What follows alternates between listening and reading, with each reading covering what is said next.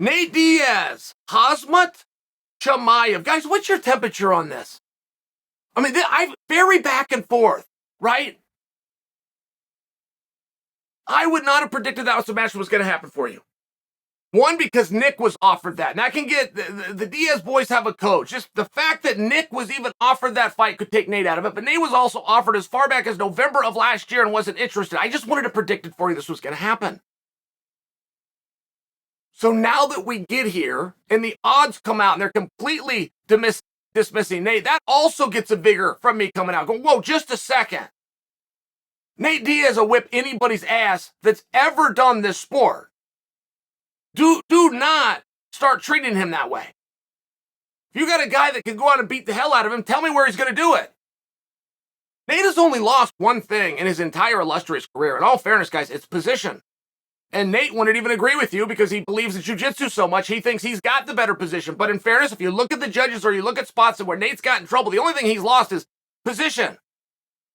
Takes a few more leg kicks than a guy should have to, and he loses position. That's it. He's never quit. He's never gotten tired. He never broke in the locker room. He never wilted because he was the underdog. He doesn't care about main event spots, 3 rounds, 5 rounds, any way that you want to do it. So I must tell you, I get a little bit of an energy up when I hear that Nate's going to go out and he's going to lose and it's going to be 12-1. Based on what evidence? If you want to base this on evidence in history and use that as the greatest trajectory to the future, you got a long, drawn-out evening here. Even if Nate is getting overwhelmed in the rounds, you got a whole lot of rounds to look forward to. Or are we so far down crazy lane that we think Nate's going to go out there and get stopped? Which in all the time that he's given somebody an opportunity to do that, they have not done that. Now, Chimaev is something special. We all understand that. He's younger and he's got this energy and he's not looking to go do something else. And this is where he wants to be. He's got all sorts of things pointed in his favor. I fully concede that. But as you try to say it's a 12-1 spread, you are taking any opportunity that Chimaev has to have a glorious moment. You're taking it away. Chimaev twice has been booked in #1 contenders bouts. He was signed with Leon, which we were all told winner fights for the belt. He was then rumored to be on a card in Long Island that is now behind us against Colby Covington that we all know would be the #1 contenders match. So if Chimaev's going to go out and do this lifting against Nate, and you take his ability for any kind of a glorious moment away, you take away his ability to have an argument that this is a #1 contenders match. It's rude. Quite frankly, it's just rude. As great as Chimaev is, guys, and he is undefeated, and he is special, and he is young, great as he is, as polished up and beautiful as you think that resume is, it does not touch the resume of Conor McGregor. Period. Conor McGregor has won so many world championships, he forgot about one. You cannot put champ on a t-shirt or a bumper sticker. You're not even supposed to say it in the public domain. Conor has trademarked it. That's funny to me because he's not a champ. He is a champ. I was there. I watched the night he beat Chad Mendes. He is an interim world championship. He has a 45 championship. He has a 55-pound championship. He forgot about why. I mean, this is the level of success that Nate Diaz, who had won the Ultimate Fighter many years before, had to walk into. A crowd that was chanting for McGregor and dismissed Nate Diaz. Odds makers that favored it all for the Irishman and dismissed Nate Diaz. Do you remember how that fight went? I mean, I'm just sharing for you. You want to act, he doesn't have a chance? Who are you talking about? You must have the wrong, do you think it's Joey Diaz? Maybe you read the wrong name. This is Nate Diaz. But I am seeing, and I'm asking over here, guys, what is your temperature on this? Because a lot of the Nate fans don't love it. They do think it's a little too young. It's a little too active. It's a little too, right? There's something to be said for motivation. It's a guy coming off a win. It's a guy coming off of a lot. Like, there's just some things, fans didn't like it. And I'm here to tell you, this is going to be a wonderful night of business. Regardless of what it feels like right now, this will be wonderful because the psychology of the fan, and this doesn't come in until the last minute, and I'm talking 4 days before the fight, 2 days before the fight. What if? What if is going to make this fight the blockbuster that it deserves to be, no matter how slow it appears right now. I'm here to talk to you about something else. I digressed into that. Here's the point. I saw the card today. I saw the whole card. I got it. I forwarded it off to my partner, Ryan. We discussed the card.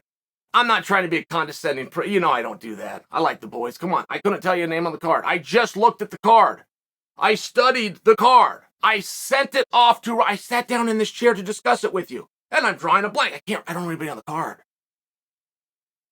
That includes the co-main event. 2 tough guys. Can't produce their names. There has never been a card in MMA that Dana White has done that resembles a boxing card. And by that term, boxing does not have an event. It does not have a night of fights. It doesn't have a card. It has a fight. Dana is putting this event together with a fight. And I'm only bringing this to you because what happens if one of these guys misses? You've probably found the most 2 reliable guys that you could depend on. Nate Diaz would walk out there tonight because he's got a whole nother objective. Chimaev, do it in the back, no problem. Do it in the locker room right now. I mean, you probably do have the right 2 guys, but what if? What if you don't? I don't know if there's ever been a time that having a backup fighter is more important. No title on the line. It's not a number 1 contendership. I get it. I think it's more important right now. On this specific night in this specific card. And if any of you look at the card the same way that I did and you turn your nose up, I'm telling you and I'm promising you now, you don't understand the psychology that is yours. The psychology of the fight fan. It is going to come down to what if. What if Nate Diaz shoves this up everybody's ass? Grabs that microphone, burns the house down, and makes an announcement for what he's doing next. What if? It's going to be a really interesting night. The card's a little different than we're used to. That's just the truth. I can't change that. I can't say that different. I think a backup fighter is really important right now.